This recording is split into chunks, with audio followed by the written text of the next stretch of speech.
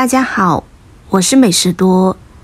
现在的天气早晚温差真是太大了，稍微不注意就会受风，接着引发一系列不适感。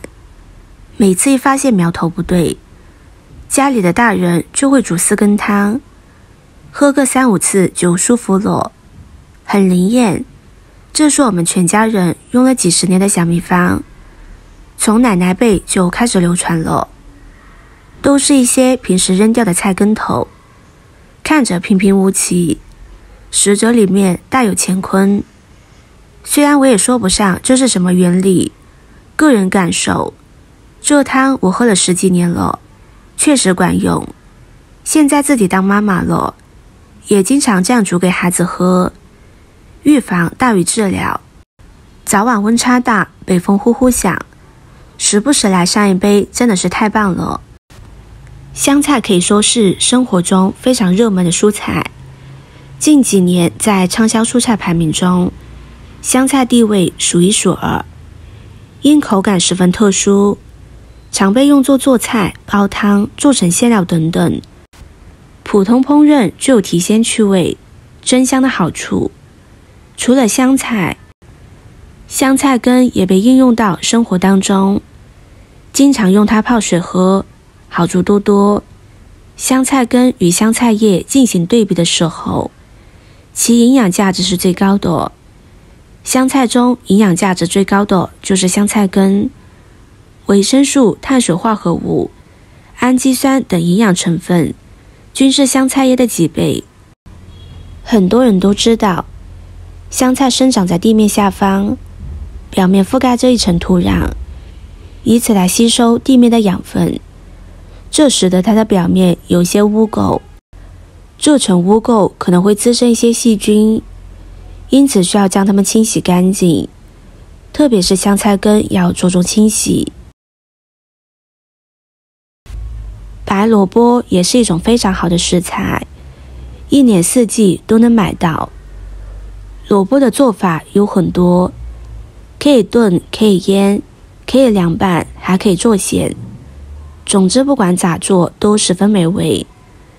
但是萝卜的根部平时却被我们当作垃圾扔掉了，殊不知这真是太浪费了。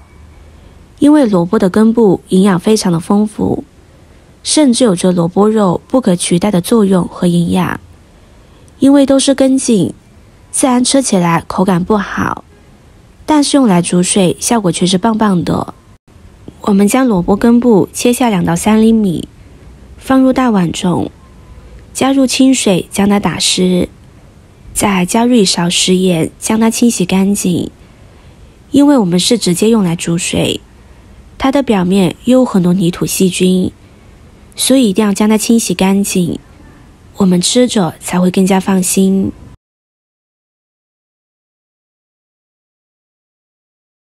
搓洗好之后，再用清水将它冲洗干净，然后先放在一旁。大白菜在冬天是一种很常见的蔬菜，它味美清爽，水分含量高达 95%， 而且热量很低，特别是冬天风大干燥，常吃大白菜非常好。而且大白菜含维生素 C， 女性朋友可以经常多吃一点。白菜的根虽然不好看，但是具有很高的营养价值，用它煮水喝非常不错。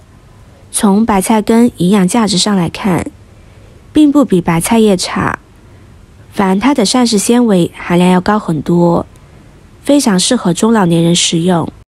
将白菜根切下来之后，同样将它清洗干净。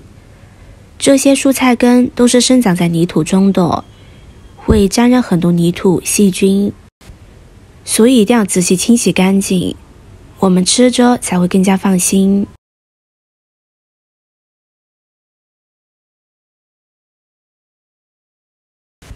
接着再用水冲洗干净，然后放入盘中备用。葱也是我们生活中特别常见的一种食材，不管是烧菜还是煮汤，都会放上一点。尤其是想要做出一锅香喷喷又可口的肉类，少不了葱的参与。但是葱根大家基本上都是随手给丢弃了。葱的白色根部营养不亚于葱叶，而且吃的时候最好是连着根须一起。葱根切下来之后，也将它清洗干净。朋友们、家人们，视频看到这里了，麻烦您动动您发财的小手，帮忙点一个免费的 like。 对您来说只是举手之劳，对我来说可以高兴的睡不着觉。现在这个视频就辛苦您点赞转发一下吧，非常感谢大家的支持和鼓励。将葱根洗干净放入盘中，这就是咱们今天要准备的材料。将它放入砂锅中，然后加入800毫升的清水，水的量可以根据自家人口的数量来增减。这里要注意，加水的时候要一次性加足，在煮的过程中，中途是不能再加水的，这样汤汁味道寡淡。不仅如此，还会影响效果。为了使汤的味道更好，可以加入一把冰糖，白冰糖、黄冰糖都可以。开火将它煮上15分钟。15分钟过去了，这样一道简单的4羹汤就做好了。香气扑鼻，闻起来有股特别浓郁的清香味，是一股淡淡的蔬菜根的味道，闻着就非常的诱人。现在将它盛入碗中，这道汤一定要趁热喝，冷了口感就没有那么好了。这个汤做法非常简单，食材也很常见，甚至很多朋友都把它们当作垃圾直接扔掉了。以后学会了就不要再扔掉，我们只需要饮用里面的汤水就可以。经过长时间的熬煮，菜根的营养已经融入汤中，而且它喝起来也是比较美味的，大人小孩都能喝。俗话说秋吃果，冬吃根，根茎部是植物储存能量的部位，而且块根、块茎大多含有丰富的碳水化合物，可以代替部分主食，能为人们提供能量。现在天气冷了，隔三差五做给家人喝，非常的棒。喜欢的朋友就收藏起来试试吧。